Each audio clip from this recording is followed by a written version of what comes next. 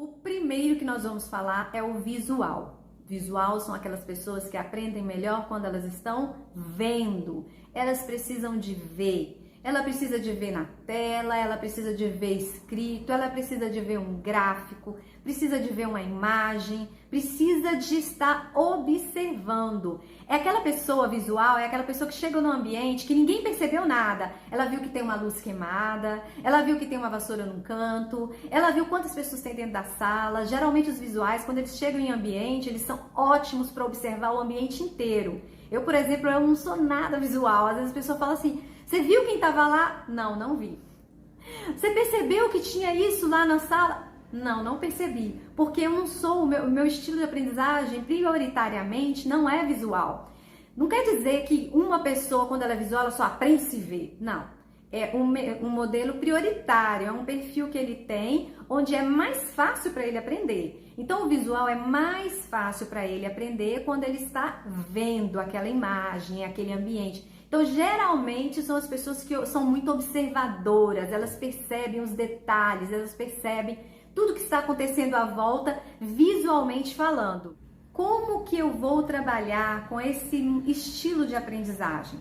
Então, vamos imaginar que o seu aluno com deficiência tem esse estilo de aprendizagem. Ele aprende de maneira visual. Então, para ele é muito mais fácil ele aprender quando você utiliza uma imagem, quando você mostra uma cena, quando você ilustra sobre o que você está falando. Então, se você está trabalhando qualquer conteúdo, use um recurso. Está falando de relevo? Use um mapa. Está falando de Planalto? Mostra uma imagem sobre Planalto. Você está falando de ciências? Utiliza de imagens o máximo que você puder. Uma dica que você pode utilizar na sua sala de aula e até mesmo ensinar aos pais para que eles possam fazer em casa é deixar lembretes visuais disponíveis na porta do guarda-roupa, na porta da geladeira. Então, onde ele olhar, ele vai ver aquela imagem, ele vai ver aquela chamada, para ele estar sempre se lembrando, ele vai trazer à memória aquela informação.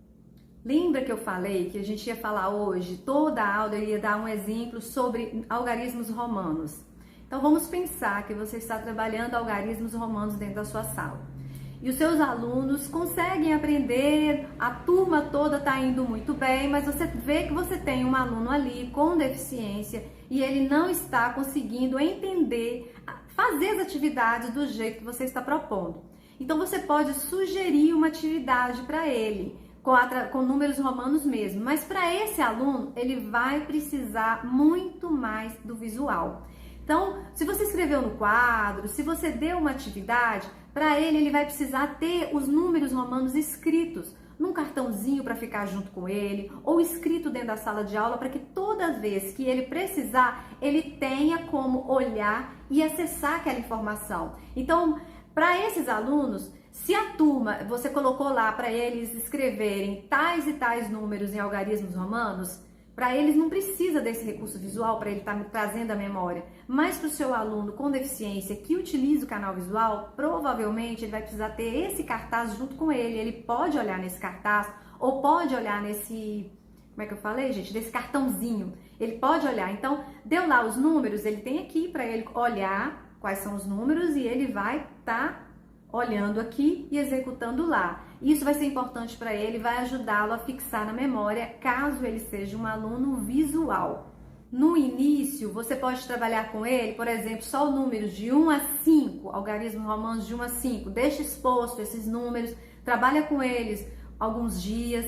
Depois, na outra semana, você faz a avaliação, vê se ele conseguiu memorizar, aí você vai avançar até o 10 e assim você vai avançando passo a passo. Mas sempre, sempre, sempre, ele precisa ter um material visual, né? Uma imagem, uma fotografia ou uma aulazinha, um vídeo, para que ele possa estar sempre recordando aquele conteúdo. Mas na hora de executar a atividade, ele pode sim estar olhando e conferindo se ele está fazendo corretamente, se ele está conseguindo lembrar corretamente de qual é o número. Porque só dele conseguir olhar lá e registrar aqui, ou olhar no cartãozinho dele e registrar no caderno, isso aí já vai estar exercitando a memória dele, tá? Então não pense que ele está fazendo aquela cópia naquele momento, que está sendo só uma cópia para ele. Para ele não está sendo só uma cópia, para ele está sendo um exercício mesmo, onde ele vai estar trabalhando a memória dele, ok? Então se o seu aluno é visual, quantos mais recursos visuais você puder trazer para a sala de aula, ó, melhor para ele.